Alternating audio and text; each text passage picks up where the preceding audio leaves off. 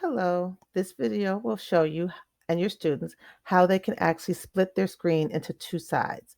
I know that might sound a little confusing, but sometimes students need to actually still watch the teacher or look at a video or something on one side of their computer and maybe do some work or play a game or something on the other side so that way they can see both at the same time.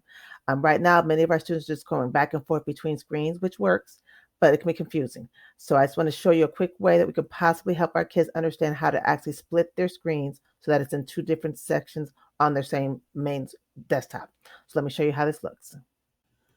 Okay, so let's say I want to share a screen. So I'm in an activity right here, like I'm in a Teams call, and let's say my students and I are having a conversation, and we're in our class and we're talking about different things, and my camera's off because my call because I can't have my camera on here and there. So we're in a call, and then my teacher says, or your child's teacher says, I need you to open up another link, but they don't want to lose what they're seeing right now. What they can do is they can do what's called split their screen. So basically, if I clicked right at the top, right kind of near the top part, and clicked and dragged it so it became a movable window.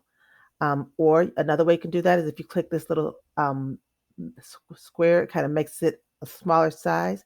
And then you click at the top and you click and hold and drag. And you're basically telling the computer, I want to move this all the way to one side. And I'm going to go as far as I can go until, if you can see that little like grayish type of a window bubble popped up, I have to keep going until I see it. It snaps all the way over there. When I see it pop up, that lets me know that the computer is ready to move that window to that side. And then it's there.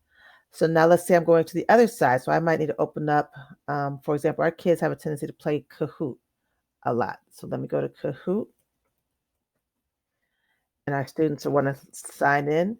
But right now, here's a Kahoot, but they can no longer see the teacher live. So another way to do that would be to take this, and I'm going to move this to that side. And I'm going to maybe push that little square to try it. And what might happen is, like I said, it might ask me, so what do you want on the other side? So you have all these windows that may be open depending on what you're doing. And I'm going to say, I want the one that has my class. So therefore, now the students can see whatever we're doing live in class, as well as whatever website. Or if the teacher wants them to go to a YouTube video or something else, they can have that on one side and still be active in the other side with their class.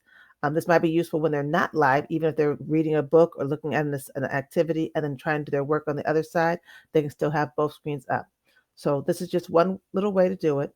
For those families who are keyboard, users, sometimes a shortcut that will work for this is if you click on the button that has the four little windows on your keyboards, like the four little white squares. If you hold that down and hit one of the arrow buttons, left or right, that too can also snap a window from one side to the other.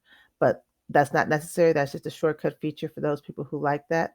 And if you want to come back to it not being split, all you got to do is click on that square to maximize your screen, and it takes everything back to being big again. So it just takes everything right back, and you're back to a whole screen.